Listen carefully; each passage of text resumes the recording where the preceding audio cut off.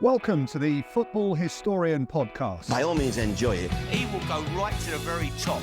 Dos, tres, cuatro times. Here we go, Germans. I will turn these results round. All right, that's good manners. There's animosity, but there's no fight. You can't beat them, join them. How do you make me feel sick if I look at you?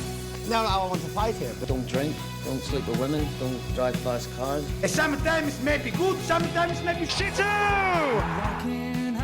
Hello everyone and welcome to the Football Historian Podcast today. I'm very honoured to be joined by George Scott. Thank you very much for making the trip to the garage for a chat about your career. Nice to be here, Peter. Nice to meet you and be back to see you again after the recent time we had at Tommy Lawrence's book launch. You've helped me a lot. Obviously, you've helped me in the Billy Liddell book. We've had the Tommy Lawrence book. But we want to talk about you today. Obviously, your book is here. People may have heard of it, The Lost Shankly Boy. You and Jeff Golden wrote it. It's a great story. We're obviously going to talk a bit about what is in the book because we want to talk about your career today. So I just want to start with, before you moved to Liverpool, you're growing up in Aberdeen, what was like the start of your football career, really? Well, originally I played for Aberdeen schoolboys, school select team from all the schools in the city. So I played for them, and then I was spotted by a number of scouts when I got to around about the age of 15. And Liverpool weren't one of them at the time. I only wanted to play for Aberdeen. Like most people, went to play for the local team. My heart was set on joining Aberdeen Football Club. And I was only a kid, I was only 14, but that's what I wanted to do.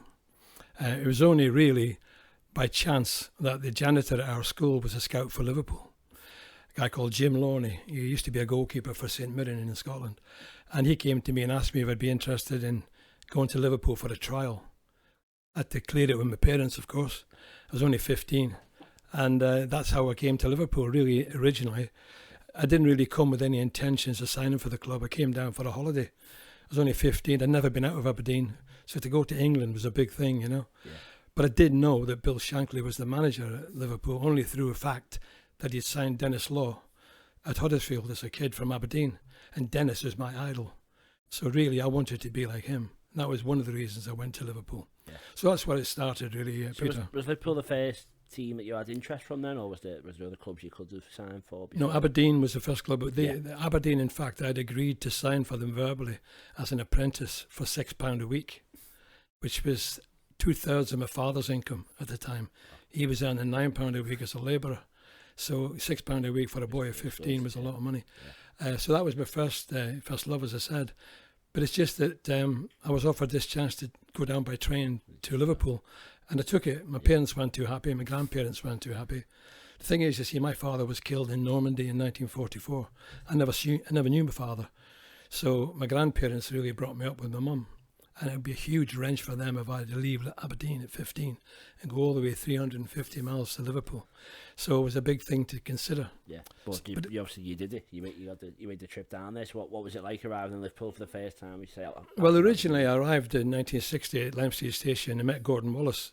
And we're still friends today, 60 odd years later, still play golf together, you know. In fact, there's only a few people left now that played with Shankly, really, sadly. Most of them have passed away with either dementia or other reasons. There's only a few of us left. So we've maintained that friendship. So yeah, we arrived at Limestone Station in 1960. We played 3 trial matches, one against Everton, I think, which we won, one against Burnley, which we drew, and one against Preston, which we won. And we both scored goals in the games, and we both impressed. So, you know, that was the trial period. Yeah. And at the end of the trial, Gordon went in to see Shankly.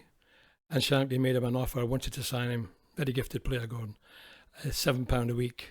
And Gordon agreed. So Gordon set off back to Wales, having agreed a contract of £7 a week.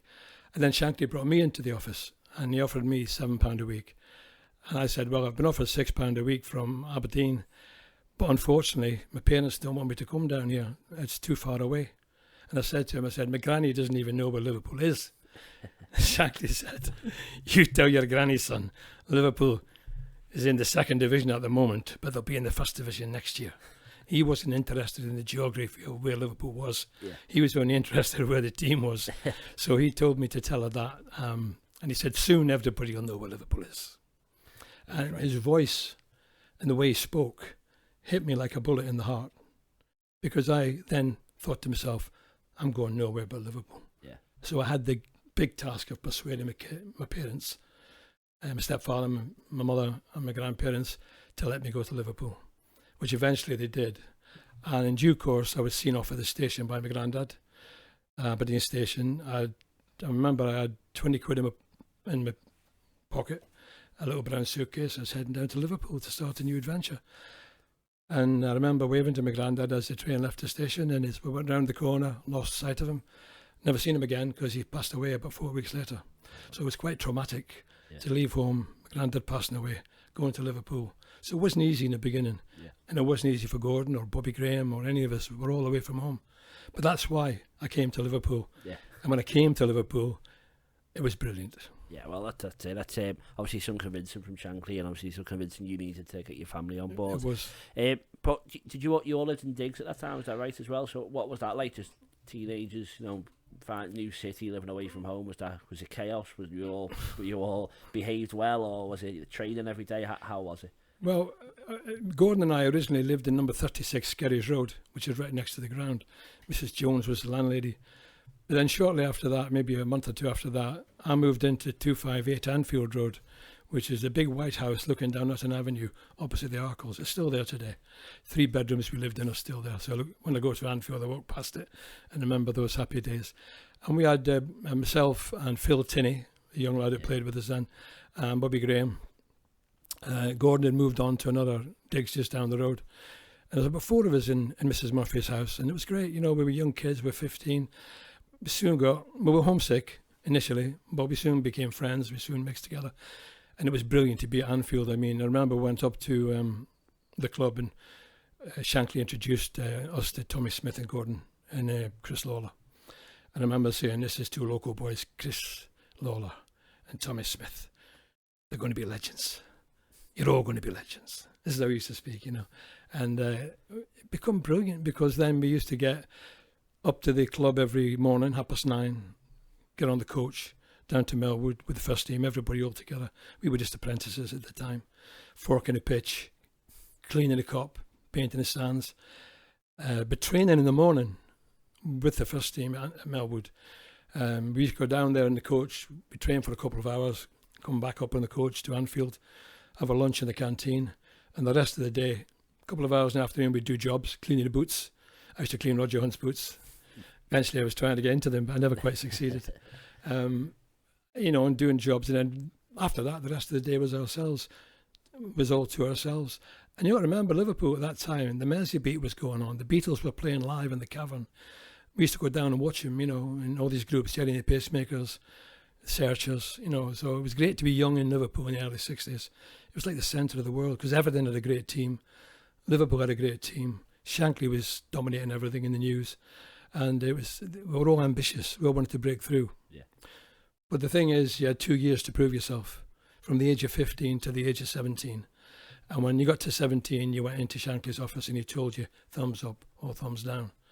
And I seen a few boys coming out crying, obviously, because you got to remember we left school without any qualifications, without any training beyond the age of 15.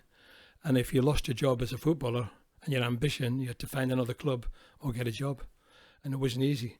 So fortunately for me and for Gordon and for Bobby, we got the thumbs up. So from then it was all uphill. Yeah, well, you made a name for yourself, I think, in the reserves. It mainly, obviously, is where you played the majority of your time. You were known as the 12th best player in the world by Shankly, which obviously was maybe him trying to keep you sweet or whatever. But if you just explain to people, maybe who don't understand, obviously the reserves don't really exist anymore. It's under 21. It's definitely not the highest standard. What could you compare reserve standard that you played in then to the modern day? Like, is it like Premier League level? Is it Championship level? How good is it, and how hard was it for you? I would say it could well be Championship level. Yeah. I mean, you got to remember this. The Central League was a fantastic league. It was the reserve teams of all the big teams, and we played our matches on the big stadiums. When Liverpool's first team were playing at Anfield against Manchester United, we were playing against them at Old Trafford. So we played at Deepdale and Main Road, it's the old Man City Stadium, Newcastle, St James's Park, Birmingham. We played in all them big stadiums every week. And Peter Thompson, who I was in digs with when I was at my best at Anfield, he would be playing in the first team at Anfield. I'd be playing at Old Trafford or somewhere. And we'd come back and meet and go out for a drink at night and everything.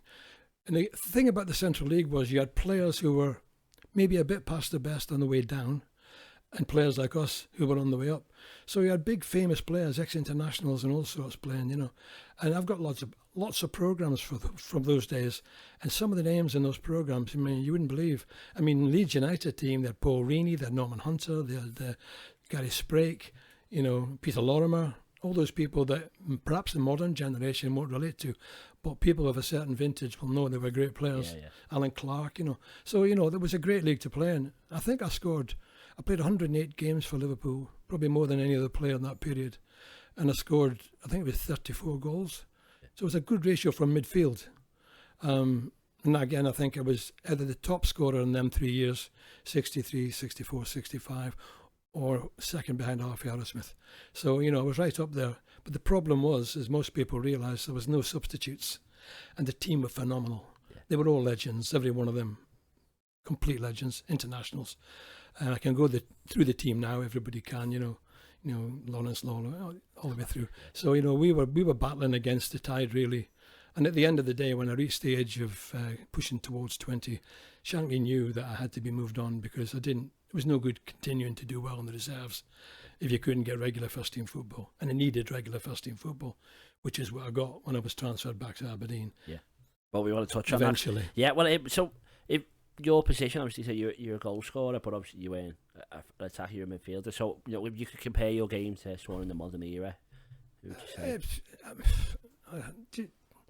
Well, I mean, I suppose I was a type of player like in midfield, like Harvey Elliott, busy, running around all day, endless energy, you know, a bit mouthy, you know, shouted a lot, you know, quite a few diving headers at the back post. You know, Tommy Smith was playing midfield with me. You know, he wasn't really midfield.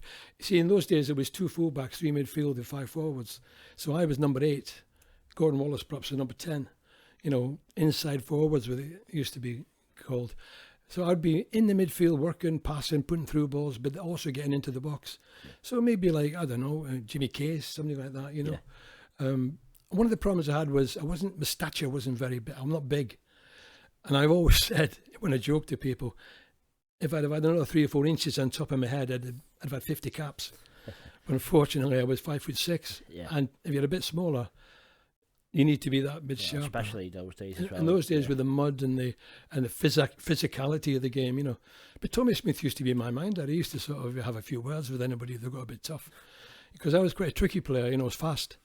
And that, I mean, because I was fast, that's why I was so successful in South Africa. Because South African pitches were nice and firm, sunny, you know, and we won the league, won the South African Championship. And I was, I think, 2nd or 3rd top scorer in the country. So I think I was unlucky that I didn't get the chance, but no regrets.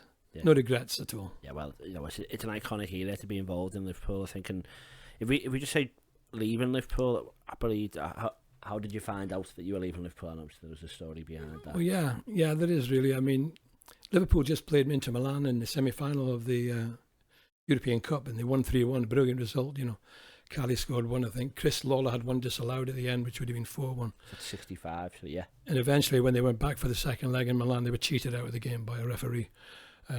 No doubt about that, you know. But anyway, what happened? We'd been to the cup final at Wembley just the week before. And, you know, it was fantastic, the cup final. I remember walking up Wembley behind Bob and Bill, and Shankly saying to Paisley, Jesus Christ, we can't lose for this crowd. We can't lose for this crowd, Bob. It's not an option. And I'm standing right behind them, walking up Wembley, listening to this, you know. So the atmosphere in the place and the win was unbelievable. But when we got back to Liverpool, it was even better because there were 500,000 people in the streets. And first team were on top of the coach with the cup. The rest of us were in the second coach behind them. But just to be there, witness that as a young lad was unbelievable. And I'm thinking, well, this is my future. Next year I'm going to be part of this, you know, because I was top scorer that year in the reserves, 64, 65, 6 or 7 goals more than anybody else. No reason to believe I was going anywhere. And then when we got back to the digs, there was a letter for me on the mat from Shankly, and I didn't want to open it really. Peter said, you better open it. And I think, oh, well, this must be my new contract. But when I opened it, unfortunately, it said that the meeting of the board of directors of the Liverpool Football Club has been decided to transfer you to Aberdeen Football Club for £12,000. And there was a few more words after that, you know, a good opportunity for you and all the rest. But I was devastated, really devastated. I'd been there for 5 years, giving my heart and soul to the club, scored all these goals through the 8th C team, B team, A team, reserves, and it was all coming to an end, you see. So I went to see Bill, and I go in his office, and he's fantastic.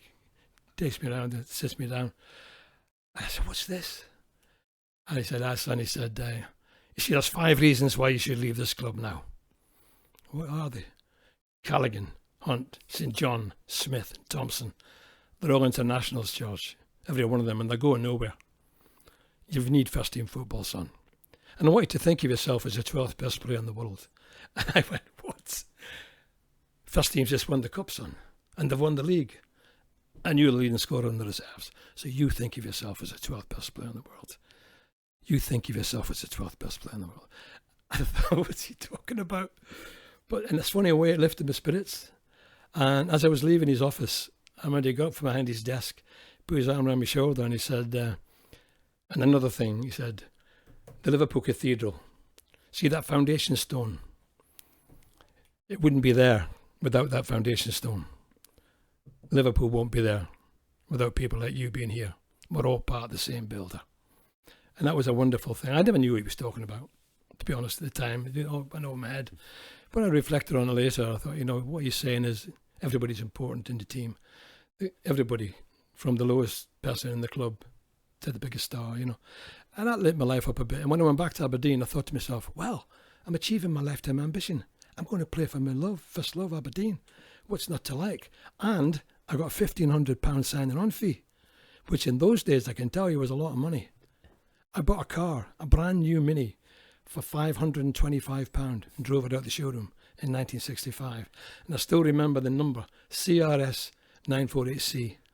And so I'm up in Aberdeen now, back home with my parents, my brothers, after 5 years at Liverpool, ready to go and make a name for myself with the Dons at Aberdeen. And I scored on my debut after 13 minutes. Yeah, well, obviously, I tell you what, we're going to talk more about your career after Liverpool. We'll have a quick break, and then, obviously going back home to Aberdeen. So we'll see you quickly after, a short break. We'll see you very soon. Are you looking for a Kazakhstani football team to support? Then I think FC Kemay is the team you should support. Do you agree? Growing up as a child, I always had FC Kemay posters on my bedroom wall. Well, and all the children of the Kazakhstani future will have FC Kemay posters on their wall because FC Kemay is the team to support, and because of that, Tom has made us a chant that we're all going to follow. So, up the Kemay, up the Kemay, up the Kemay. Make sure you follow them on all the social medias. All the posts and all the things you should follow will appear below us right here. And you should be a supporter of FC Kemay. Live, laugh, Kemay. Welcome back to the second part of the Football Historian podcast. We're here with George Scott. Obviously, we spoke about your time at Liverpool. We're now going to move on, as you touched on just before the break, about going back home, back to Aberdeen. Yep. That was your childhood ambition. You've come into a bit of money. You've come into going back home, seeing your family. I'm guessing it was all great. So, what was it like returning home? It was great when I came back. The unfortunate thing, my mother had moved house to a smaller house, so they had to fiddle about with the bedrooms to fit me in. But the press were all over me when I came back. Liverpool player, I got a lot of headlines in local papers. The fact that I had my leading scorer on the reserves and first team was blocked by these, all that sort of stuff was good. Got a bit of headlines.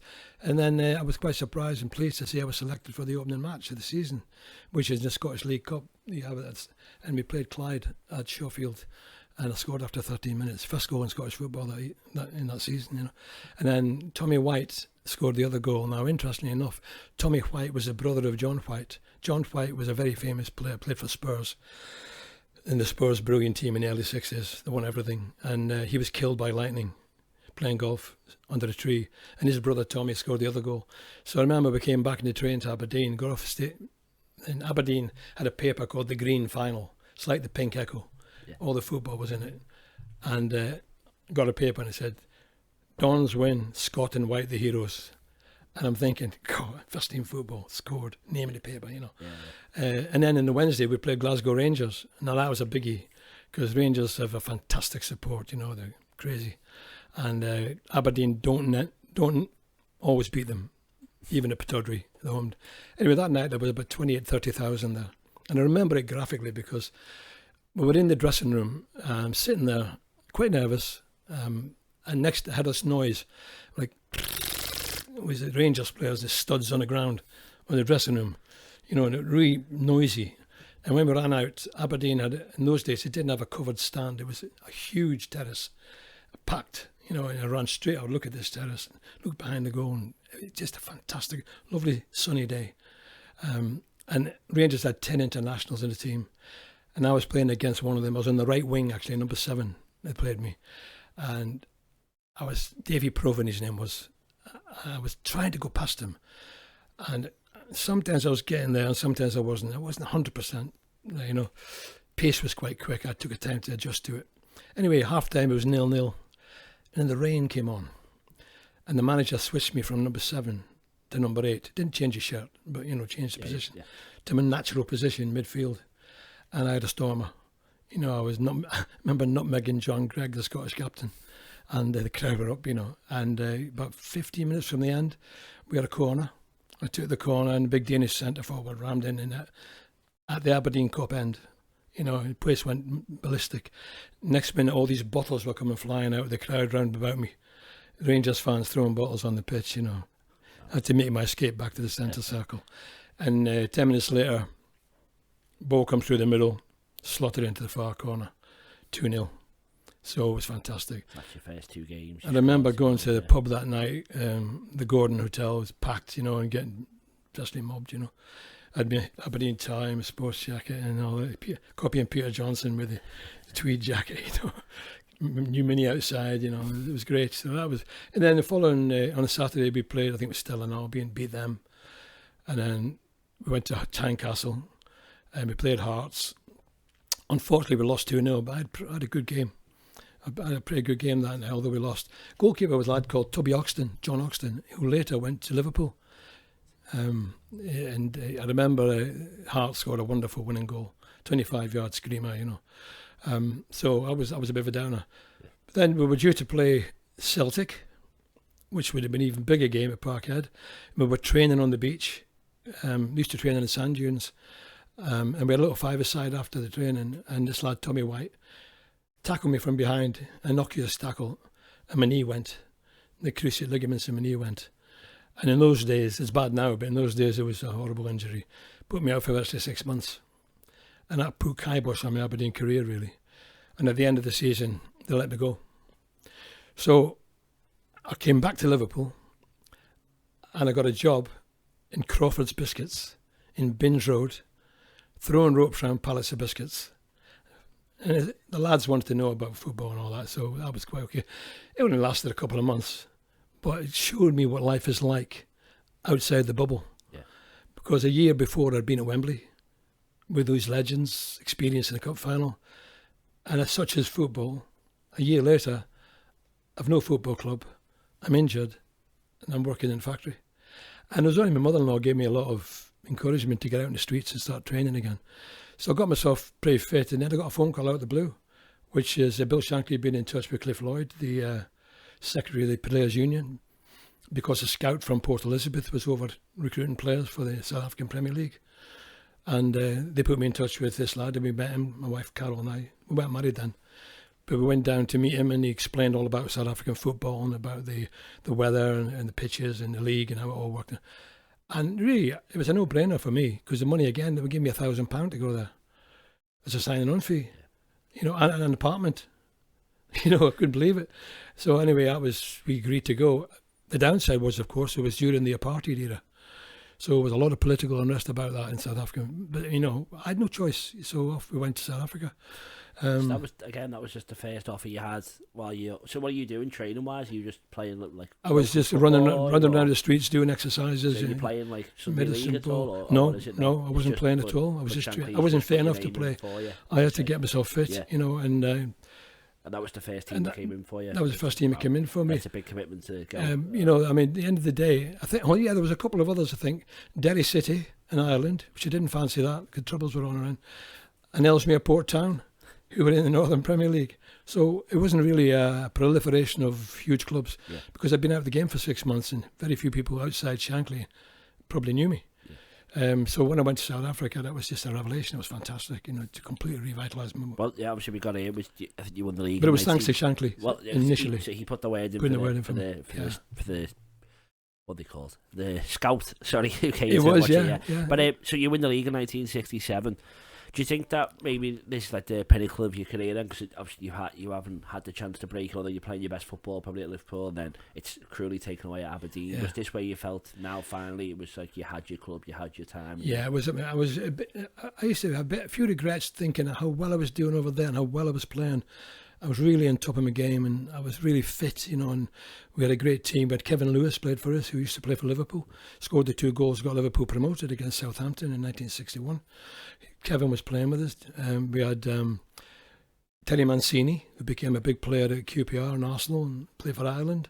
We had George Eastham, John Fielding. We had some great players in a great team, but we were all British. Every one of the team was British, and that was a big thing because Britain was against apartheid. And the black people that used to come and watch us were segregated behind the goal.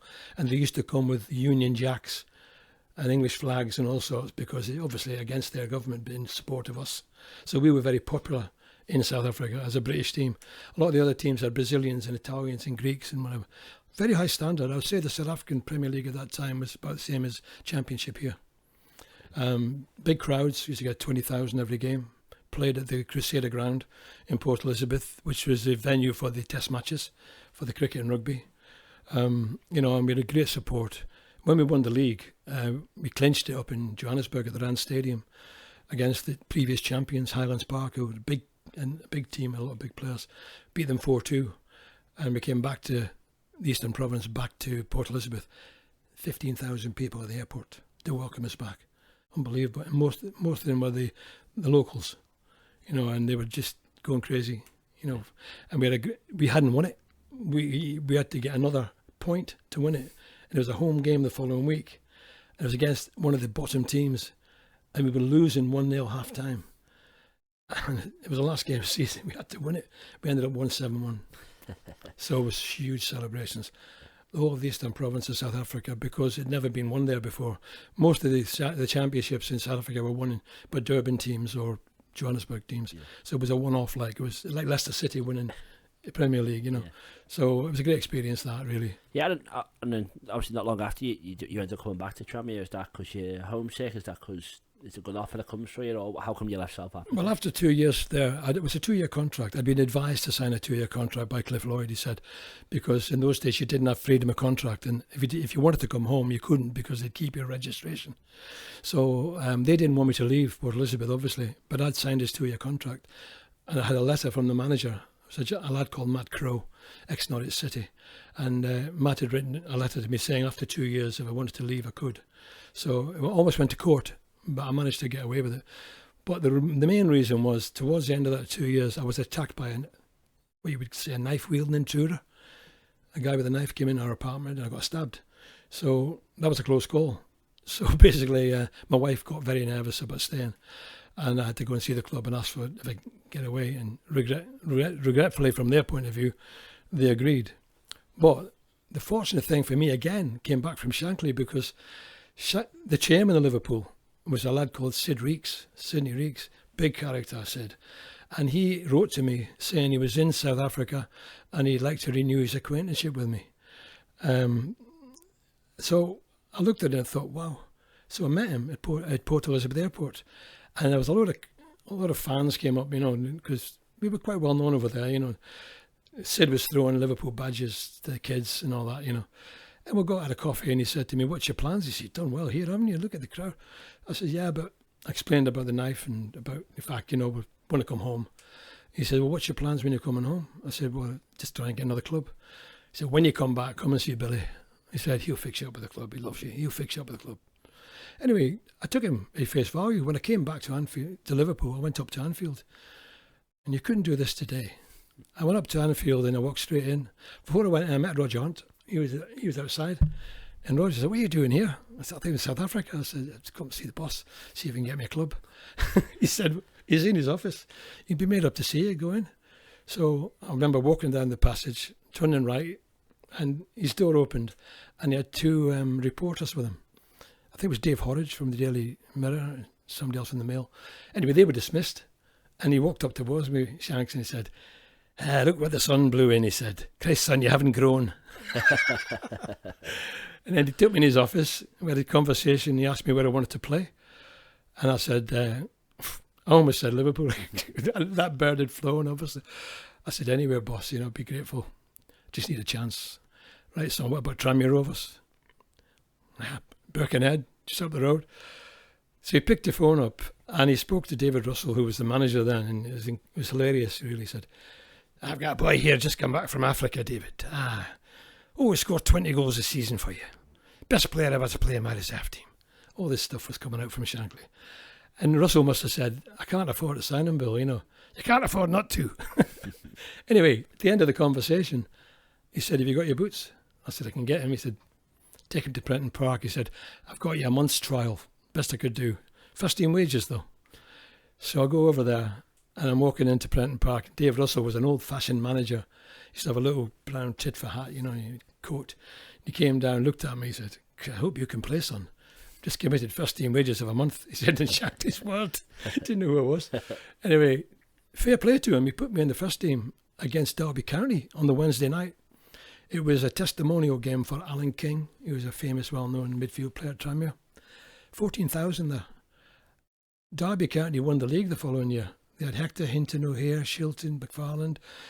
Clough was the manager, And I remember actually coming out onto the pitch, white shirt on at Tranmere, all Vaselined up, realising in my mind of one chance. And sometimes in life, you only get one chance, you got to take it. So I'm coming down and Clough stops me. Believe it's your debut, young man? Yeah, it is. I'm trying to get away, and he says, good luck. I says, thank you. He said, I won't use the word he used. He said, you'll bloody need it. I didn't say bloody. Anyway, I heard the voice behind me saying that, and I went out, made me more determined. So as the game went on first half, I had a stormer. I don't know what it was guided me. I mean, like I said, I nutmegged John Gregg in Scotland. Well, I nutmegged Dave Mackay. So, that's two famous nutmegs. And it was brilliant. 0-0 half-time. The secretary, Norman Wilson, who was a member of our golf club years ago, he walks into the dressing room with a contract, 2-year contract, first team pages, all in a 45-minute performance. So that turned the corner for me, Peter, because it enabled me to buy a house on the Wirral. I came back from South Africa. My young boy was 4 months old. He's 57 now. And so we had to get a good start and to get a house on the Wirral, play for Tranmere. Brilliant 2 years at Tranmere. Played 50, 60 times in the first team. Loved every minute of it. Had a great cup run. We beat Portsmouth at Fratton Park. I scored a winner against Port Vale. And we went through to play Northampton Town in the round before the quarter-final, I think. Or just before the last 16. And we drew 0-0 at Prenton Park, and we missed a penalty. One of our players missed a penalty, hit the post, last minute. So it's a replay. So we go down to Northampton, and we lost in the last kick of extra time. Header from a corner, that's us out the cup. And when the draw was made on the Monday, it came out Northampton Town versus Manchester United. So we'd have been playing against Best, Charlton, all the lot. And in the game, George Best scored 6.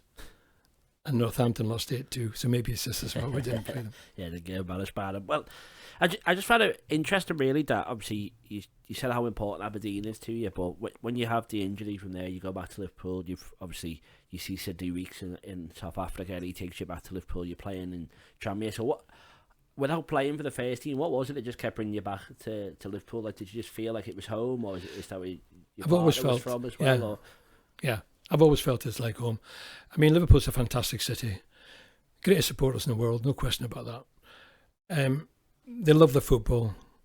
They've got a specific type of politics. They're really fantastic, like the Geordies, like the Glaswegians. Something special about Liverpool, And don't forget, I came there as a boy at the age of 15, and Shankly was like a bit of a father figure to me, really. He got me at Anfield at a very young age, and I think he did care. Yeah. What happened to these boys, me included. And he was very, very good to me. I owe him such a lot, really, to be honest, because of the fact that he recommended me through these different things. Yeah, well, we can. I know you've got letters with you, but I just want to say, obviously, to your dad passed away in the war, your granddad passed away ever. So I was going to touch on Shankly obviously being a father figure for you. I know you've got a couple of letters with you. If we can look at them or refer to them, or well, the only thing I've got. Sorry. This is an original. This is the reference he gave me. I don't know if you can see that on the camera. It was given to me actually before I left for South Africa. I went to see him before I went to South Africa for a chat to thank him for everything he'd done for me. And he gave me this reference, and without even looking at it, I can tell you what it says. It says, "Dear people." Now, Shankly didn't write "Dear Sir or Madam."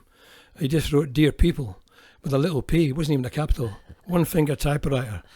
And he said, "Dear people, George Scott played for my football club for 5 years. During that time, he caused no trouble to nobody. I would stake my life on his character." Signed, W. Shankly in red ink. So that was a big thing for me to live up to. And that got me my first job outside football. And that turned my life completely around, 100%. So that's my most precious possession. And when I pass my clogs, pass away, whatever you call it, I'll be 80 this year, so it won't be too long. My son will get that. Yeah. My oldest son, he's a Liverpoolian. The youngest one's an Evertonian. Don't talk about that. Well, that's amazing, as you say. So for the manager who's obviously so iconic at the top of his game as a coach, for him to look after someone who hasn't been in the reserves, as you say, be a father figure for you. Obviously, we'll go to a break in a sec, but I just think if you could just maybe sum up for people who maybe just know the idea of Shankly, but like, who was he and how important was he for you and for football? Well, Shankly, like Alex Ferguson and like a few of the other big, Jock Stein and a few others, was born of humble background in southwest Scotland in a mining village called Glenbuck. And in Glenbuck, he either went down the mine or became a football player. And he chose the football player with his brothers, about 4 of his brothers. And he was a great football player. I mean, he won the FA Cup in 1938 for Preston North End at Wembley, and he was capped for Scotland. But his fame really is as a manager. Well, Shankly was an amazing character. His rhetoric was unbelievable. His charisma affected everybody he spoke to. He only had to open his mouth and you were transfixed. And as young kids, you can imagine the effect that had on us. And everybody I've ever known at Liverpool loved him. Like the Saint, Ian St John, Roger, and all those guys revered him, and he revered them. And he used to say to us, when you come to Anfield, whatever team you're playing for, first team or reserves, you're playing for these people that work in the docks, the people that work in the factories, the local people that come here and they believe in you, and you've got to give them what they want, 100%. And there's a lot of statements he used to make that used to resonate with me and try to live my life by. And one of them is, you're nothing without enthusiasm. Natural enthusiasm, the greatest thing in the world. And I've always kept that in my heart, in my mind. Never give up, ever. This sort of things, And, he's countless quotes. He's got a million quotes, of course, and most people have heard them. So to me, he was probably the greatest football man that ever lived. That's not too much of an exaggeration. His life and soul and heart was in football until such time as he left, which I think he regretted. He regretted leaving at the end, I think, left a big hole in his life. But like Klopp's leaving now, it comes to a stage when the pressure gets to you. It's a huge job, Liverpool. Don't think people realise just how huge it is. I mean, it takes over your life. So many people depend on you, looking at your results every day, your interviews. In Shankly's day, he didn't have the internet. He didn't have all that stuff that Jurgen's got at the moment, but he certainly had the press night and day. We used to go for our lunch after training, and almost every day he'd be sat in the corner with a little silver teapot. Nobody knew what was in it, some concoction, and he'd have the press there. And you see his head going, his arms going, his hands going, and they were transfixed. He was just a legend. That's how I would sum him up. Yeah. I don't think there'll ever be any quite like him again. Yeah, well, I think that's probably the perfect way to sum him up, and probably a good way to end this section. So we're going to come back and talk more about football and football history, but thank you very much for talking about your career, and we'll see you in a second for more with George Scott. Hi, I'm Warren, the producer for the Football Historian podcast, and we're here today to talk to you about the Patreon subscription. Yes, so for just £1 a month for the first 100 people, there's a lot of benefits that you get, and I think £1 is a terrific deal. Pittance, yes, £1 only, and you get early access, which means at least 24 hours before everyone else gets the episode, you get to watch it. There's also an extra section, we call it the Football Historian podcast, Extra Time, and we ask all the questions to the guests that no one else gets to see unless you're a patron. And on top of that, you're the ones who get to ask the questions. You send them in, we tell you which guest is going to be coming and sitting in this chair. You ask them, we record it, you get to watch it. No one else does. On top of that, we do a monthly special. We did one last night. It was a quiz. You were there. Yeah, bedlam and great content. Yeah, so hopefully you can watch that. As I said, we've got a round on Linvoy Primus or Lionel Messi. We've done mastermind stuff, all that. That's going to happen every month. The bigger this grows, we're going to do it even more regularly. Hopefully it'll be once a week. But we need your support. So to do that, £1 a month for the first 100 people. Your early support will be rewarded. From then on, it's £3 a month if you want to support us. If you want to pay £5 a month, you get all that we've just mentioned, but you get a poster. Warren will sign it, I'll sign it, all the lads. We'll get a few of the guests to do it as well. We'll send that out to you. And then for £10 a month, you get all that, the poster, all the early access, and you get a free copy of any of my books. So I've done one on Billy Liddell, Crossing the Park, Tommy Lawrence. They're all worth at least £20. For just £10, you get a copy of the book, all the stuff we've already mentioned. We'd really appreciate your support. We cannot do this without you. This really is a passion project, and anything people can put into it goes straight back into it. We don't take a wage. We're doing this for free. We're doing this because we enjoy what we do. That's it. It all makes the content better. And say from just £1 a month, you can make our dreams come true. Thanks for the support. Enjoy the rest of the episode. Hello, welcome back. Part 3 of the Football Historian podcast, joined by George Scott. So we spoke about your career, we spoke about your life in Liverpool, Aberdeen, South Africa, the Wirral. But we're now going to talk a bit more just about general football. So I want to ask you your first memory of football, so your first game, or what's the first thing you think of growing up? Well, the first game I remember, I played for the primary school team at the age of about 7 or 8, I can't remember. Very cold in Aberdeen. And I was on the right wing, and we were playing against a team who were in schools football in Aberdeen, were very well respected. Bear in mind, we're only kids, 7, 8 year old, you know. And I was on the wing, I hardly got a kick. I kept asking for the ball, nobody gave it to me. And I ended up having an accident, peed myself. And I was 7 year old, you know, and we lost 16-1. And when I got home, the teacher took us back, you know. My mum said to me, my dad said, how'd you get on? I said, we won 2-1. And then it was in the papers at night, Woodside 16, St Paul Street 1. So that was my first ever memory of football. But I became quite quickly well known. I think I hold the record for the most games in the Aberdeen schools team, one ahead of Dennis Law. Because I played lots of times for the prime.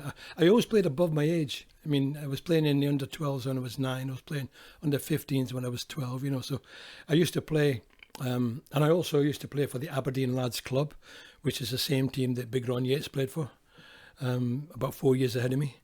So I would play for the school team sometimes 9:30, and then play for the higher age school team 11 o'clock, and then I'd play for the Lads Club at 3 o'clock. And then in the evening, I'd go to the boys' club and play 5-a-side indoor football. So it was football. And then weekends, you'd be on a cinder pitch somewhere playing. So like today, it's all on the iPads and the iPods. And, in our day, we were out playing football in the fresh air. So I had a talent for football, there's no doubt about that. So I maximised that in schools football. Yeah, okay. And who was your boyhood hero then? Who did you look up to as a footballer? Oh, it's no problem with that. Dennis Law. Dennis Law was my boyhood hero. The interesting story about Dennis Law was Shankly took me across to Goodison Park when I was 16, just joined Liverpool, because he knew Dennis was my idol. And it was a rainy night at Goodison, and Dennis scored the winning goal for Man City. And Shankly took me into the dressing room. Not into the dressing room, but into the passage just by the dressing room. He went in and he got Dennis out. And he's still covered in his mud. And he scored the winning goal for a header. And he said, Dennis, I want to introduce you to Georgie Scott from Aberdeen. He's going to be better than you, son. And Dennis said, I remember Dennis said, you just tend to exaggerate, son. Anyway, years later, when I was working in sales, Dennis was working in sales for Francis Lee, selling toilet rolls, believe it or not. And we met down at the NEC in the golf show. He was representing John Letters golf clubs, and I was with my company, with one of my salespeople. And he was on this stand with the John Letters people, and he saw me, and he came over, and this lad was transfixed, talking to Dennis Law, And they had quite a nice long conversation with him, and he turned to this lad. His name was Nicky Gold. His name was. And he said, "Hey Nicky," he said, "the great Bill Shankly once said that your boss was going to be better than me." He said he meant as a salesman, not as a footballer. Oh, that's great. So obviously meeting him as well, that was doing amazing for you, so looking up for him. But just a couple of other quick questions. Your favourite era of football? So this doesn't have to be as a player. It could just be obviously as a fan, because you watched it in the 60s under Shankly. You've seen Paisley's side. You've seen Klopp doing today. It doesn't have to be Liverpool. Just what do you reckon the best era of football was and is? I think, probably 70s, 80s. The 80s team at Liverpool influences me because it was so fantastic. You look at the players they had playing, and Bob Paisley's period as well. Bear in mind, I've spoke so lovingly about Shankly, but look what Bob Paisley did. He won more cups than anybody. So, Kenny Dalglish period, Dalglish and Rush. I mean, it's very difficult. I mean, to be honest, the 60s were brilliant as well, because I'm steeped in that. But every generation thinks their generation's the best, The young lads now that are seeing Jurgen Klopp winning all these trophies for Liverpool these last 9 years, it's brilliant. They've had a chance to see that and to experience it. They never did before. 30 years without a premiership, and all the barren years after Souness, So, the guys in the 70s and 80s had a wonderful time. The guys in the 60s had a wonderful time. And now, the guys up in the 2020s with Klopp have had a wonderful time. So, every generation is hard. I'm sorry I'm not answering the question. No, don't worry at all. Well, I can ask you then, the greatest game you've ever seen? Greatest game I've ever seen? Yeah, you can play in it or you could have watched it, whatever. What comes to mind? Well, the greatest game playing is the Aberdeen Rangers game, I think, because it was so iconic for me as an Aberdonian beating Glasgow Rangers. All my family are Catholics. I'm not a Catholic because I was never converted to Catholicism. My dad died and I stayed with Church of England. My mother married into a Catholic family, and they're all Celtic fans, so it was just iconic for me to play in that game at Aberdeen with all a big crowd. But the game that I remember most vividly is Istanbul, because I was there with my son, and to be there and watch Liverpool come back from the dead, from 3-0 down, and nobody anticipated that. Milan were fantastic first half. Looked like they would beat us 6-0. And then the cops started singing "You Never Walk Alone" and the whole thing turned around. And just to be there and watch that was unbelievable. And there's been so many other games at Liverpool. I don't know. I would say that would probably be, to me. I don't think there's much beating. The FA Cup final in 1965, I'd put that above it. Yeah. Because that was the first time Liverpool won the cup, and I was there, and to be part of that was fantastic. So where were you sat for that? Sat in the main stand, not far from where the Queen was sat. She was wearing red, which was good. And big Ronnie shook her hands, and he's mud all over his. She had to wet his hands before he shook her hand, And the cop was singing "The Queen's wearing red." Yeah, the Queen's wearing red. Yeah. Okay. Well, if I can ask you then, obviously with such a keen interest and love for Liverpool, if you could name the top 5 Liverpool players of all time, and in order as well, if that's okay, please. So 1, 2, 3, 4, and 5. God, that's a question and a half. Well, it depends where you look at it, really. But I'll say, for one season, Suarez, 1 season. But in general, I've got to go Dalglish, number 1. Gerrard, number 2.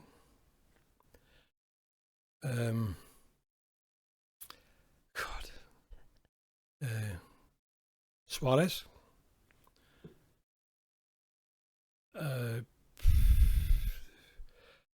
So many, man. I'll tell you. Roger Hunt. Number 5. Salah. That's not bad at all. I've seen quite a few more recent players there as well, obviously from someone who's watched it for a long time. If I can also then ask it, from your teammates that you've played with, could you name an all-time 5-a-side team? From people I've played with? People that you've played with. So whatever formation you want to play, you can put yourself in there if you want, but yeah, what would be the best 5 you've played with? So in goal? Ian St John. Ian St John up front, I'm guessing, yeah. Tommy Smith. Okay. Is he in the back midfield? He's in the back, yeah. He's in midfield, yeah. Tommy Lawrence. In goal. Peter Thompson. Yeah. Attacking left wing. And Ian Rush. Not bad. I never played with Ian Rush. That's a cheaty. Yeah. I'm trying to think of the ones I've played with. Yeah.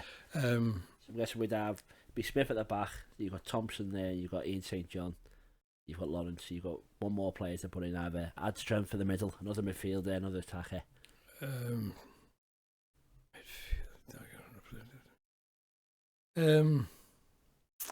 Soonest. Okay, not bad at all. Right, and then can I ask you what the best individual performance from any player you've ever seen was? Anything that comes to mind? Best individual performance I've ever seen. Maradona in the World Cup when he beat England. Did you enjoy that one? Not the hand of God one. Yeah. The first goal. Yeah, the goal was unbelievable the way he beat all them players. That's probably, and George Best, so many times. Suarez. Some of the stuff Suarez did was beyond belief. You know, just unbelievable. I know it was mainly one season, and saw the best of him, and he went on to do just as good things at Barcelona. Okay, well, that's great. Well, then the last one on this section then is the top 5 players of all time. So it doesn't have to be played with, not Liverpool, not anything. Just who do you reckon the greatest 5 are? You maybe don't have to give us an order, but you can just name the best Messi. 5. Yep. Ronaldo. Cristiano. Yeah. Yep.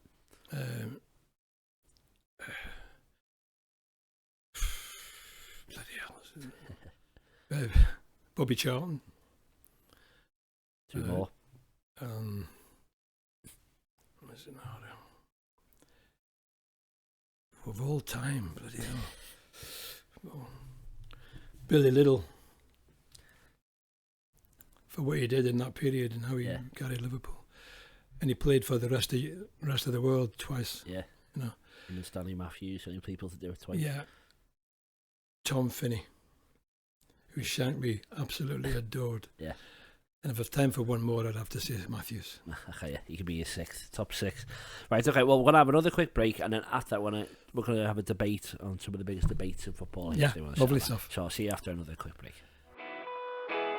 Welcome back to the next section of the Football Historian podcast. Sorry, Pete, I'm really sorry to interrupt you, but where'd you get that shirt from? Oh, this Lazio number's just from Classic Football Shirts. Where'd you get yours from? Thank you. Mine's from Classic Football Shirts as well. Wow. Well, when I bought my shirt, I used the code TFH10 to get 10% off all orders. Did you use the same? I did. I used a discount code. I think it was the same as yours. Oh, TFH10? Oh, that's great, because if you want to get 10% off all your orders, you can use TFH10 at classicfootballshirts.com. Unbelievable deal. The debate.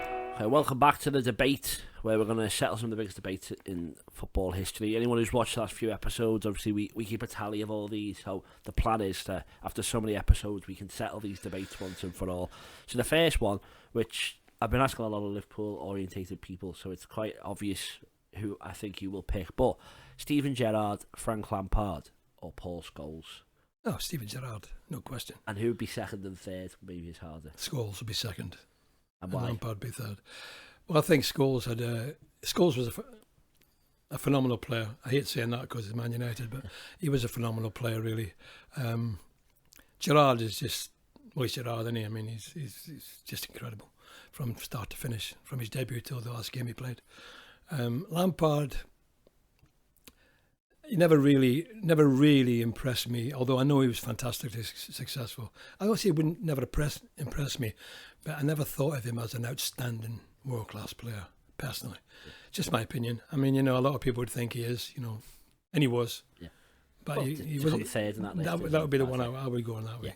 Okay, that's fine. Next one is one that might be tough for you. Pele or Maradona?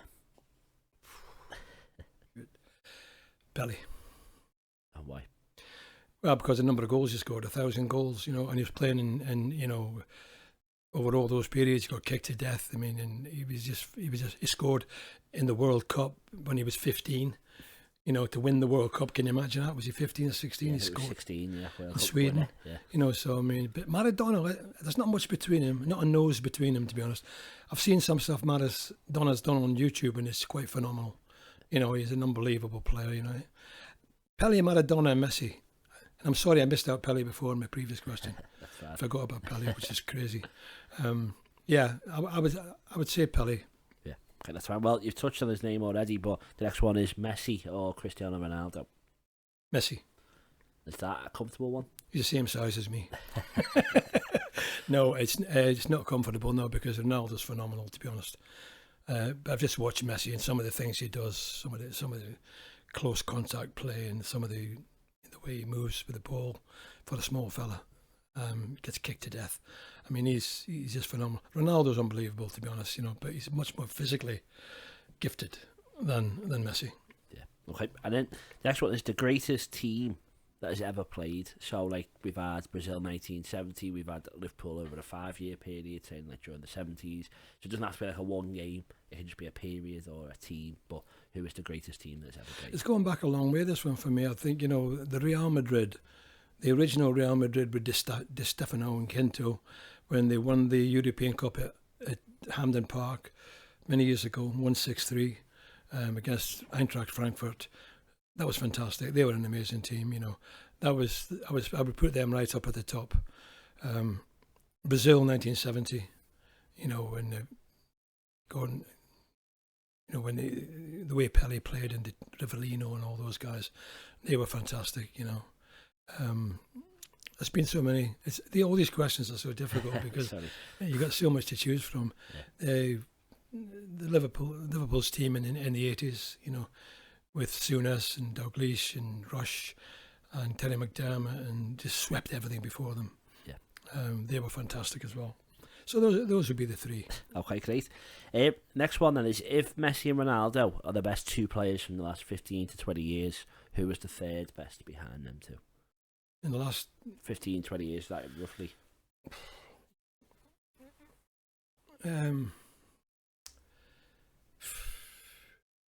I've got to go back to basics here and say Stevie Gerrard.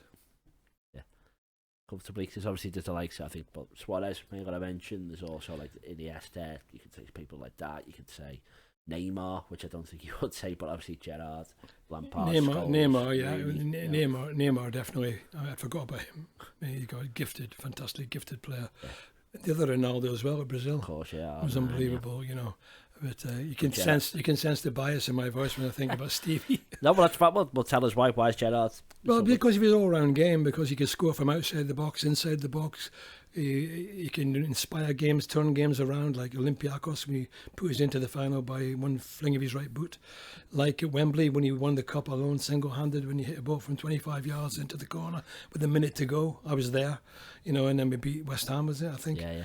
So, that was in 2 years in succession, Istanbul and that, all down to him. He scored on his debut as a kid when he came on, There's not many players that's got the all-round game as Steve Gerrard, I can tell you. Yeah. Well, obviously being slightly biased, I agree. But right, next one, maybe more interesting. I think you're the second non-English person we've had in here, so maybe you have a different answer. But club or country? Club or country? Yeah. So if you what would you rather win for club or country? Well, being a Scot, I would probably.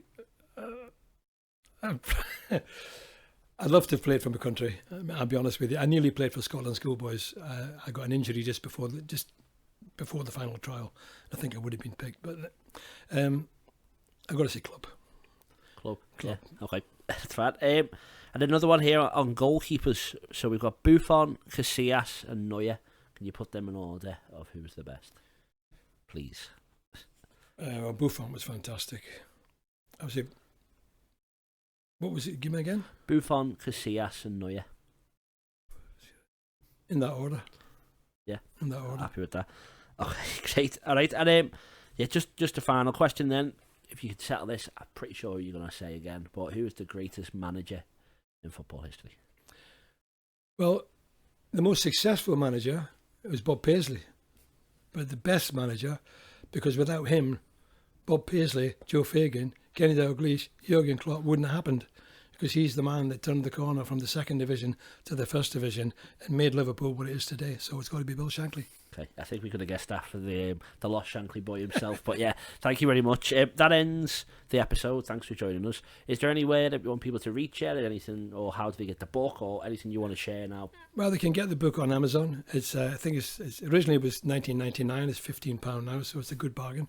It's still available on Amazon. It was reprinted about a year and a half ago, I think, on a double second print. So yeah, anybody wants it, Amazon or any good bookshop. It's 3 years now since it was published, but it's still doing really well, and it's an interesting read, I think, for fans old and young, because it'll bring back memories for the people that, you know, were there around the 60s when it all started, and it'll let the modern generation see how the club developed from the Shankly years right through to the Klopp years. So anybody who buys it, thank you very much indeed, and I hope you enjoy it. Yeah, okay. And then just finally as well, obviously, see you're doing a lot of charity work at the moment and stuff like that. Is there anything you want to share about that? Or yeah. In fact, I'm doing an after-dinner talk tonight at one of the golf clubs locally. I've been doing after-dinner talks for about 9 or 10 years for the Lymphoma Research Trust, because sadly my wife had non-Hodgkin's lymphoma, which was the illness sadly took the life of Gary Ablett. She was seriously ill for 6 months in chemotherapy and all sorts, but she went into remission, and she's still in remission today, 14 years later, and doing really well. So I decided to do these talks about my time playing for Bill Shankly, tell all the stories, do the accent. I didn't do it today, but I do that in the talks. And, the money I raise goes straight to lymphoma research. I think we're just over £20,000 now. That's putting a little bit back. Yeah, well, that's great. Well, thank you so much for joining us. Obviously, it's been a pleasure to speak to you. I know we've met a few times, but it's great to have a long chat about your career. And thanks everyone for watching, and we'll see you in the next episode of the Football Historian Podcast. Thank you very much.